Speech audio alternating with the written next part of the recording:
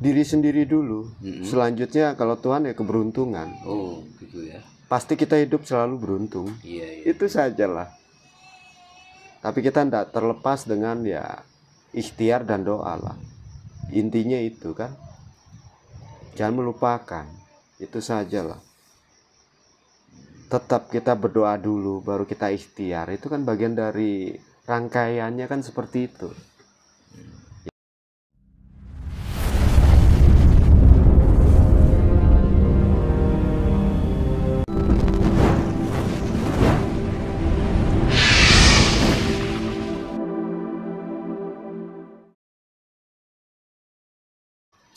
Sebetulnya yang dinamakan manusia sejati itu seperti apa, Bro? Apa? Manusia sejati itu seperti apa? Manusia sejati yang selalu berbuat rahmatan lil alamin. Selesai. Titik itu saja. Ya. Loh, kalau sudah rahmatan lil alamin, tidak ada lagi tuh sifat anggoro murko. Kan hakikatnya itu. Iya. Itu saja lah. Tidak ada lagi tuh hawa nafsu yang membara. Tetap kita butuh, tapi tidak menggebu. Terkadang kita salah jalan karena terlalu ambisi. Akhirnya menghalalkan segala macam cara. Itu saja yang terjadi umumnya. Nah, manusia hidup itu kan tak lepas dari hawa nafsu, Bapak ya. Betul. Nah, cara untuk mengendalikan hawa nafsu itu seperti apa, Pak? Ya gini aja lah. Dilihat batas kemampuan kita. Contohnya? Contoh, kehidupan kita makan cukup, menghayalnya mobil. Nah, itulah yang bikin tergelincir pada akhirnya. Nafsu membara. Menghalalkan segala macam cara. Udah baik dan buruk udah terobos saja terus. Tidak punya aturan. Itu sajalah. Ya gunanya kan kita biar paham aturan sih. Biar mengenal aturan. Itu saja hakikatnya. Belajar spiritual ya mengenal aturan hidup. Ya betul. Ya agama buat tiang. Tiang dalam kehidupan. Intinya hawa nafsu itu timbul karena efek pikiran dan hati itu tidak sinkron. Boro-boro hati, jangan bicara hati. Nggak kenal kali. Orang nggak belajar. Iya. Ada kecuali kan itu. Kecuali dia titisan ya lain cerita. Tapi kebanyakan melenceng. Melencengnya karena ngikut ya karena akhlak yang nggak terdidik, itu sajalah intinya.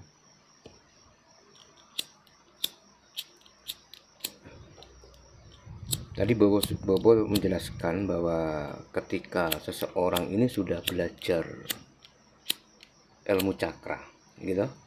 Ilmu cakra emang ada, itu cuma pemahaman. Terbuka cakra, gitu. Nanti kita akan tahu secara otomatis nasib kita di masa depan, ya kan? Nah, bagaimana ketika ada orang yang melihat masa depan orang lain menggunakan kartu tarot, ya kan? Melihat dari garis tangan, nah itu apakah memang benar masa depan seorang bisa dilihat dengan bukan kartu atau lihat dari garis tangan ini, Bu? Sebenarnya itu kamuflase ya. Intinya hakikatnya memang ya spiritual, pikirannya nembus ke sana lah, ke masa lalu atau ke masa depan, tapi tidak mudah. Seperti itu tidak mudah, butuh energi yang besar. Tapi ya ilmu kira-kira ya wajar sih. Iya. Itu ilmu keberuntungan namanya. Tergantung dari pikiran kita ya, Bu. Betul. Padahal sehari-hari kita udah mengalami spiritual yang nggak pernah kita sadari. Waktu kita muda jatuh cinta pertama kali, itulah spiritual. Iya. Memang kalau hari-hari itu yang kita gandrungi akhirnya ya datang juga kan. Iya. Buktinya kita tahu pasangan kita lagi ngapain kan itu. Perasaanku kok nggak enak ya.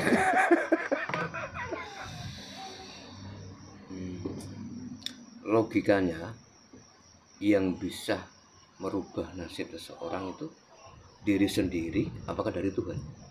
Diri sendiri dulu. Selanjutnya kalau Tuhan ya keberuntungan. Oh gitu ya. Pasti kita hidup selalu beruntung. Iya. Itu sajalah. Tapi kita tidak terlepas dengan ya ikhtiar dan doa lah. Intinya itu kan. Jangan melupakan. Itu sajalah.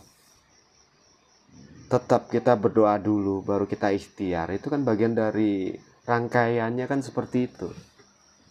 Ya makanya tiap mau melangkah baca bismillah nggak waktu awal keluar rumah.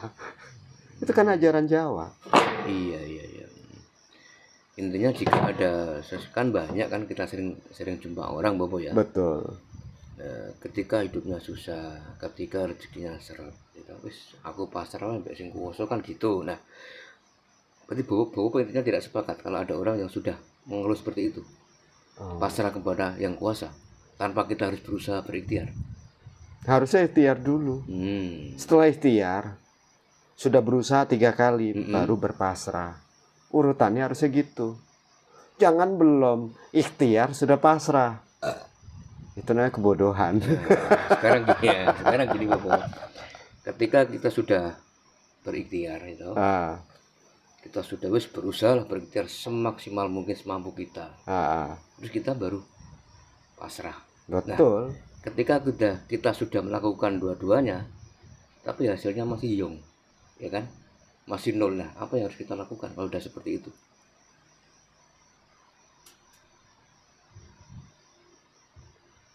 Mungkin amal perbuatan atau ibadahnya masih kurang. Karena itu kan hanya ambisi sesaat. Kan itu. Pasrahnya belum. Jatuhnya itu. Kan cuma di mulut tok. Iya. Tidak sampai kerasa. Pasti berpasrahnya sambil emosi itu.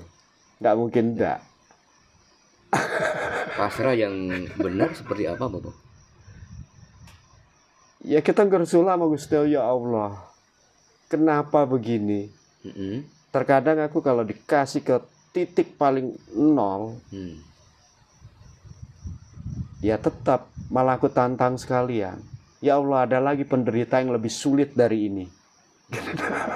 Biasanya jawaban itu kalau orang yang berilmu langsung di stop itu ujian itu, baru berkah yang datang.